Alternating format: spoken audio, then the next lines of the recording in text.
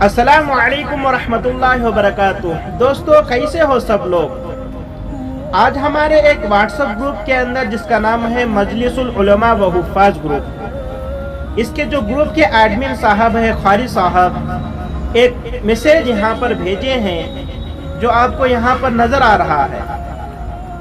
इस मैसेज का खुलासा कुछ इस तरह से है, हालात चाहे कैसे भी हो जाए, हालात चाहे कैसे भी हो जाए, अल्लाह की रहमत से मायूस ना हो। हालात चाहे कैसे भी हो जाए, अल्लाह की रहमत से मायूस ना हो। हर हाल में अपने रब पर भरोसा रखिए। जब ये मैसेज हम तक पहुंचा है, जैसे ही मैं उस मैसेज को पढ़ा तो कारी साहब ने इसको मैसेज के शक्ल के अंदर भेजे हैं और मेरे दिल में ये बात आई कि क्यों ना मैं इस मैसेज को एक वीडियो की शक्ल देखकर आपके सामने पेश करूं, ताकि मेरा और आपका ईमान ताज़ा हो जाए। तो उस मैसेज के अंदर एक हिस्सा लिखा हुआ है और वो हिस्सा इस तरह से है, एक समंदर के अंदर ताजिरों के सामान से भरा हुआ एक कश्ती चल रहा था। वो कश्ती अचानक से हिलने लगा और यहाँ तक के डूबने के करीब था। जो ताजिर उस कश्ती में सवार थे आपस में मशवरा करते हैं कि शायद हमारे कश्ती के अंदर सामान का बोझ ज्यादा मालूम हो रहा है, इसके अंदर का थोड़ा सामान हम समंदर में फेंक देते हैं ताकि हमारी कश्ती आसान के साथ समंदर पार हो जाए। मशवरा यह होता है कि जिसका सामान ज्यादा हो उसका सामान फेंक दिया जाए। तो सारे ताजिरों में देखा गया, एक नया ताजिर था जिसका सामान सबसे ज्यादा था। तो यहाँ पर सब के सब मिलकर कहने लगे इसका सामान पूरा समंदर में फेंक दिया जाए।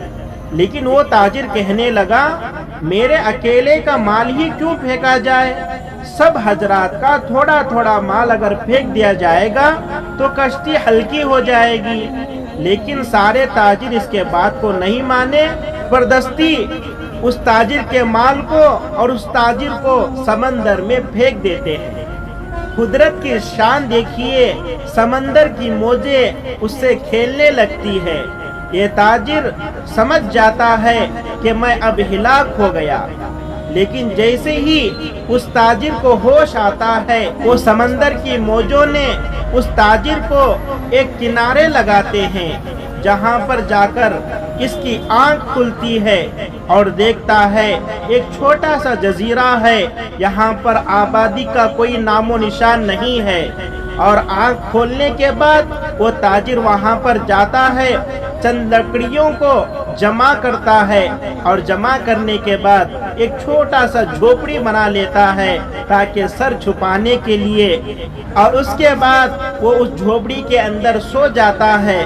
दूसरे दिन उसे वहां पर खरगोश नजर आते हैं, उन खरगोशों को शिकार करके वो खाना खाता है और वो खरगोशों को शिकार करके अपनी जिंदगी को गुजारता है।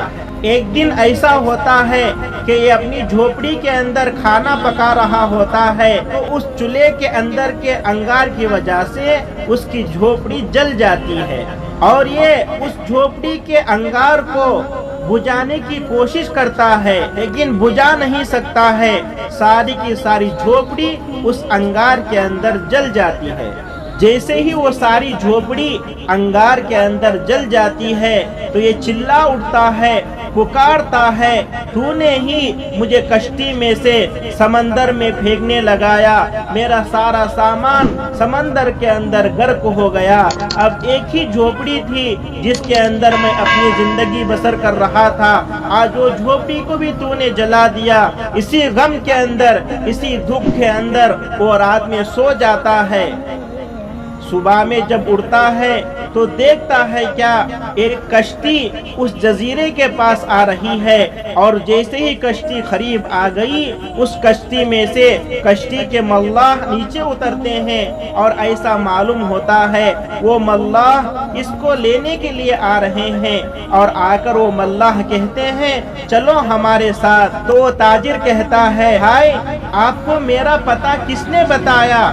وہ ملاح کہتے ہیں ہماری کشتی دور سے جا رہی تھی، ہمیں نظر آیا کہ یہاں پر دھواں اٹھ رہا ہے، اور ہمیں معلوم ہے اس جزیرے کے اندر کوئی آبادی نہیں ہے، ہمارے خیال میں آیا کہ یہاں پر کوئی مصیبت میں پھنسا ہوا ہے، ہمیں چاہیے کہ جا کر اس کو مصیبت سے بچانا ہے، تو ہم وہاں سے یہاں پر پہنچے ہیں۔ اب ہم یہاں پر آ کر دیکھیں تو آپ نظر آ رہے ہیں، آپ کو لینے کے لیے ہم یہاں پر آئے ہیں۔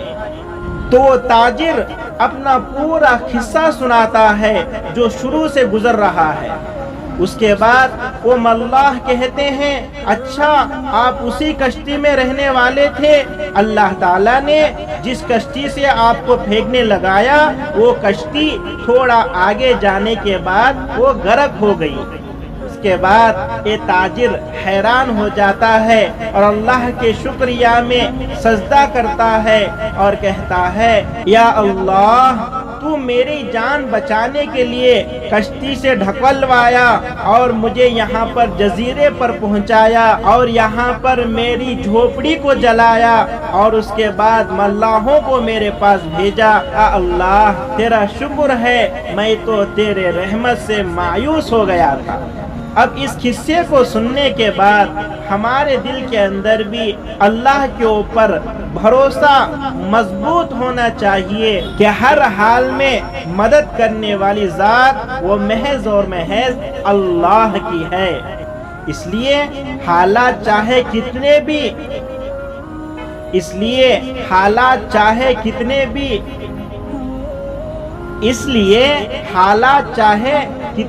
سخت